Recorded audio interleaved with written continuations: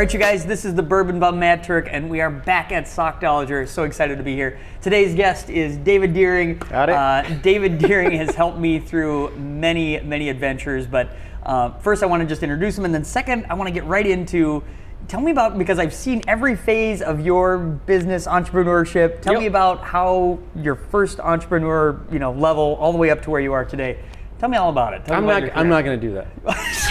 How far back are we going? Bourbon Bum. Well, I would love to hear about the black topping business, because that's really how I met you. Well, not met you, but that was the first business that I used of yours. Yes. All right. I'm going to do one little caveat. Do it. Lemonade stand, $500 a summer. If we made $400, go on a ski trip. If we made $100, we got to go to Valley Fair. So that's the caveat to Seal Coach. Wow. Yeah. Incentivization. I love it. Yes. Holy cow. Very strict parents. But also smart, Yes. and that's life. You gotta get it past every goal as you go along. So tell me about the black topping business. How did that come about, and where did it go? And yeah, so we needed a way to. So I've got myself, and I've got 3 little siblings. We needed a way to pay for college, because college is expensive. Not cheap. Yep. And so yeah, we started doing that. Got a 500-gallon bulk tank. Went out. We seal coated your parents' driveway back in the day. Yep. Deering Brothers seal coating. We'd go out and we'd coat all these driveways. It was horrible work. It was hot. Asphalt emulsion. It's just bad stuff. But we built it up to the point over about 10 years. Paid for most of all of our college. Wow. At the end, I ended up buying it out from my brothers, and had a crew of about 15 people. Yeah, I mean, we would do 3 or 4 McDonald's parking lots in a day. So it was good. Hot stuff. Hot, yes. So what was the conclusion of the business? Did you end up selling it off? Did you end up just kind of keeping the LLC and just folding up shop, or what? How did that end? Yeah, so eventually didn't really want to keep doing that forever. So we sold it to one of the guys who did a bunch of the striping for us, for, I don't know if it was Menards or Home Depot or something, but he bought it and incorporated it into his business. And then we went on to other ventures and living life. So, nice. Yeah. Love it. So tell me about where you went. So you went from the black topping business. You went from the black topping business to where you are currently. How did you get from there to here? And I know that's a lot of steps to get there, but yeah. So I'm gonna cut out maybe 4 or 5 jobs in there that aren't really relevant. Sure. Yeah. But the highlights were in college, while still doing Deering Brothers, started a small tech company, Super Seniors, which help usually elderly people with email and just basic how to set up the computer, set up a webcam, stuff like that, so they could talk to people. And then skipping through a bunch of companies, but CTC and ATG and the Nerdery, they're all software-based companies. So learned about websites and SEO and CAD technology systems and LiDAR and all this different stuff, right? And from there, kind of put all those pieces together, found that a lot of small to medium-sized companies, they all had one thing in common. They needed a website. They needed a way to drive traffic to the website, email, a calendar, and some way to organize all of it. And that's how we got to SASE Cloud Technology Solutions. Wow. Today. Quick sidebar. And again, Yes. if this is not relevant, we don't have to include it. But I love the Nerdery. So how did you get connected with them? Because they're kind of like a big name in Minneapolis, Minnesota. Yeah. Really, for developing, folks such as yourself. Yep, exactly. So I got in there. Nicole Stroot, she's the person that kind of hooked me in for the hire back in the day, but was really passionate about architectural engineering, construction, manufacturing, and the software piece of it. Yeah. At the time, they had maybe 500 people at their Bloomington office. And yeah, I got in there and worked really, really hard, learned a ton, fire hydrant, open it up, and just so much to learn. So from where you started to where you are today, what's some advice you would give other entrepreneurs as they're just getting started? Kind of dabble in slowly, test it. So sell your idea to other people first. Actually go out and try to sell it, maybe even before you've done it, just to see if there's a legit business case for it. Because if you can't sell it, then it doesn't matter. Like nothing's going to happen. So do like chicken entrepreneur, do a little bit of that. Once you do start the business, make sure that you have systems in place, because what can happen many times is you start your business, you're cranking, you're going 1,000 miles per hour, and then all of a sudden you have more work than you can keep up with, and you don't have systems in place, and there aren't enough hours in the day, you don't have enough bandwidth, and you're screwed. Like you're gonna have to try to work from 10 till 2 in the morning to put systems in place when you're not really all the way there. It's just, if you can get the systems in place on the front end, it helps a lot. Yeah. Got it. Test the market, get your systems in place before you get overwhelmed. That seems like solid advice from my.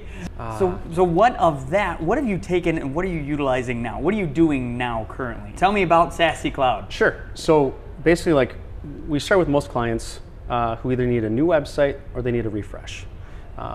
We'll engage with them on that. And then from there, they'll get a website and it's like, oh, we want more people to come to our site. So then we'll work with them to optimize content or whatever it is that they need to try to, maybe some technical backend updates, whatever it is, drive more traffic to their site. And then usually if they're a Google shop or a Microsoft shop, they want email, calendars, SharePoint, Google Drive, whatever it is. They need basics for their business. Sure. And then usually the last piece is Pipedrive CRM, which is customer relationship management system. Okay. So that, like, hey, I'm talking to Matt or Nick or whoever it is. When's the last time I talked to him? What was I supposed to follow up on? It keeps it so things don't fall through the cracks. So you're engaged, good customer service, right? Like you know all about that. A good CRM is worth every dime. I mean, it's you need a good CRM because, again, at least my brain can't keep track of yesterday. So no, I can't either. So I need a good CRM to keep all my clients and all my database in orders. Both have too many kids. Yeah, right. And yeah, that doesn't.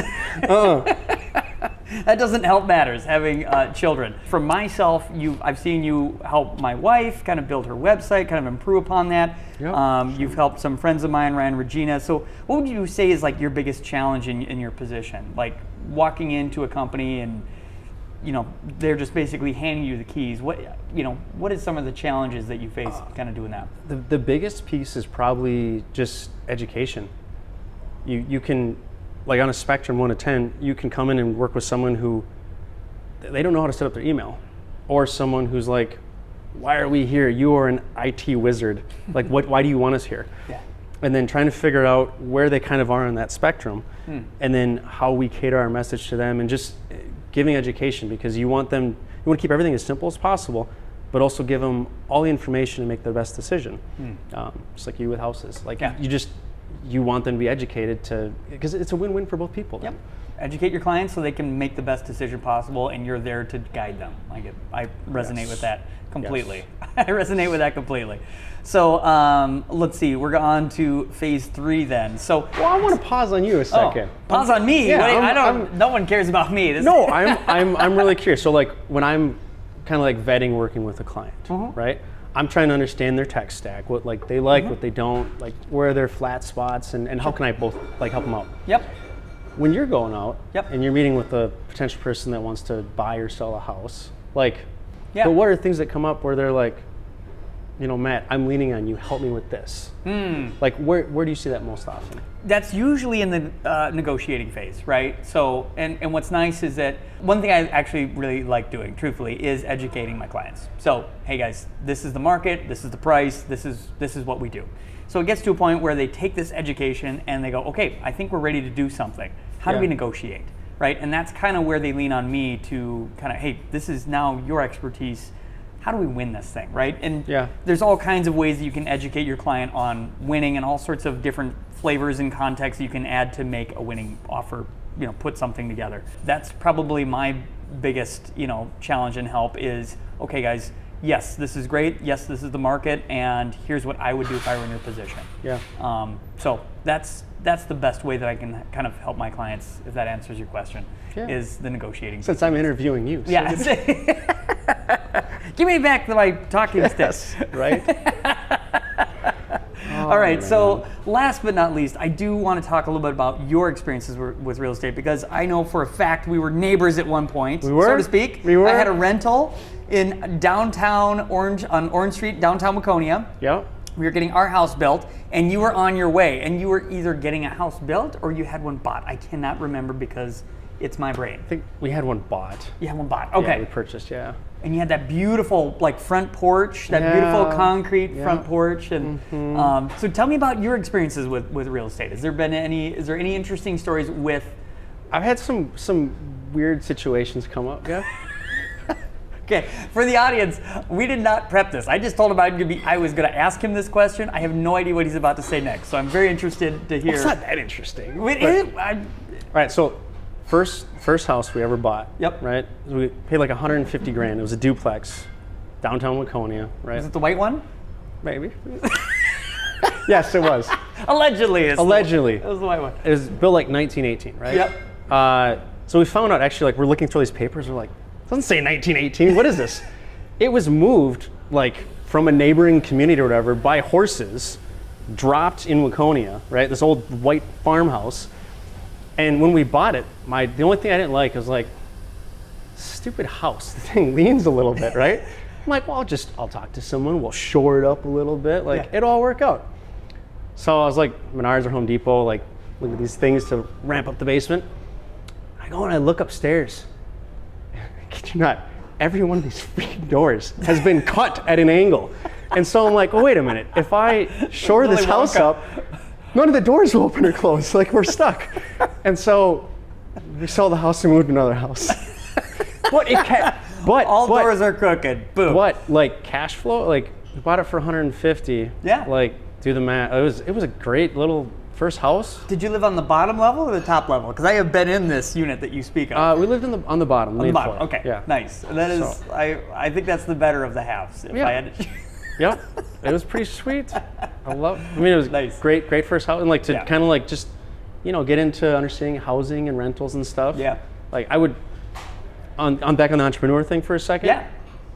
If anyone has an opportunity to buy like an up-down or side-by-side duplex as your first house, just to understand that process, and also just cash flow and assets, liabilities, like owner's equity, all those pieces, right? Yeah. And tax strategy, right? Like there's so many Yes. pieces you can learn from that. Yes. And you also get to understand like what it's like to be a tenant, and if you want or do not want that responsibility, because I mean it can be mostly good, but there's pros and cons to it. Absolutely. Absolutely. And So- to your point, I actually sold that exact same unit probably 3-4 years later. Okay. And Yep. they were done. My clients were just simply done being landlords. And it's funny how that kind of ebbs and flows. That phase of like, yeah, I'm ready to cash flow and I can do this landlord thing and I can property manage, and then it's like, I'm good on all of that. I'm good. We did it. We done it, and we made our money, and we're good. Yeah. After you've bought and used the toilet snake. Yeah. You're like, I don't know if I want to do that again. Good on that. It's a little different than changing babies' diapers. Say that. Oh gosh. So last Yes. bit, tell me about what is your favorite feature of the newest house that you bought? This goes back to the previous two houses, because 1918, I think 1950. I absolutely love tall ceilings in a basement. I mean, I can go down there. You can do pull-ups off like the boards and stuff. It's great. Yeah. Whereas some of the other houses, like you walk around, you hit yourself. It's Low ceiling. it sucks. Yeah. I love having like just nice basements, like having nice just extra space. Like Is that where your family spends the most amount of their time, or is it just? the kids, yeah. Yeah. Yeah. We got Nice. the 4 kids is like when they're going crazy and we need a little mom and dad need a little breather. Yeah. Go over to the basement. Go down there. Yes. Yes. Like trolls, right? You can live downstairs. I love it. We were at one, because like once again, going on this entrepreneurial path, like you're always looking for something, right? Yeah. Like it's kind of fun, different angles. And we were thinking about doing a wedding venue, right? Like my wife just really likes that. Cool. And I was like, it's kind of cool lifestyle, right? And we found a really cool farm, and we were ready to pull the trigger on it, right? At the last second, we were ready to pull the trigger on it, right? And last second, all of a sudden, something got messed up, like offers didn't work out, right? Stars didn't align. And we didn't get this. It was a beautiful barn property. It was gorgeous, right? Like we wanted it, like the location, everything was perfect. So instead, we started Sassy Cloud. But the little caveat to that story is that in between that time, there's that little thing called COVID, which shut down all the wedding venues. Oh. So we literally almost put our nest egg into this new business. Ooh. And it was a blessing in disguise that we didn't, because that would have been a tough 2 to 3 years. Yeah. So that was my other one where it's like, things work out in weird ways. It's good though, right? Love it. Yeah, absolutely. And again, this is something that we could probably edit out, but just taking one more quick spin through. Did you apply for a small business loan to get this house, or was a traditional mortgage to get this home? The wedding venue. No, the wedding venue was traditional. Okay. This one was, yeah, because okay. there were kind of like steps and processes that were Sure. going to have to happen after the fact. Got it. Which was also a little bit of a gamble, but like that's the thing, business. Like you have to take risks. Yeah. So absolutely. Well, and that's something I'm finding out more and more about. People, Minnesotans specifically, is we're very much risk averse, and I'm no different. But you cannot win if you don't just put the dice on the table. And that doesn't mean, you don't have to put the, pink slips on the table, but at some point you have to, risk is involved, and that's just kind of life. All right, so final thought, your number one piece of advice for a upstart entrepreneur, what would it be? This actually kind of plays into, I believe, one of your philosophies as well. And I loved it, because I'd seen some earlier, and this is also like, you don't know this either.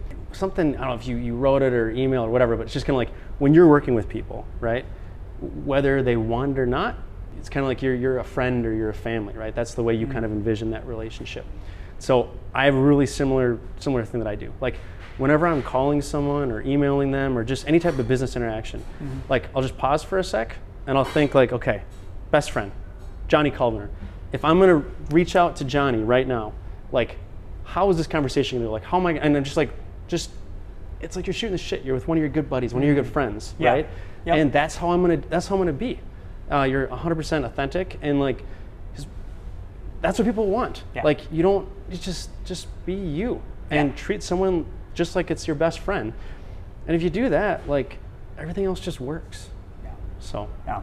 Absolutely. And that's the same way that you work too. Well, exactly. I mean, you're stealing the words out of my mouth. Sorry, buddy. No, sorry, man. It's true. If you are your authentic self, you're going to resonate with those people that are like you, and you're going to attract those people that are like you. So, David, thank you so much for being on. We have the CEO, president of Sassy Cloud. Thank you so much for everything that you've done for my family, and thanks for being on the Bourbon Bum. Thanks, buddy. All right, man. Thanks for watching, guys. See ya.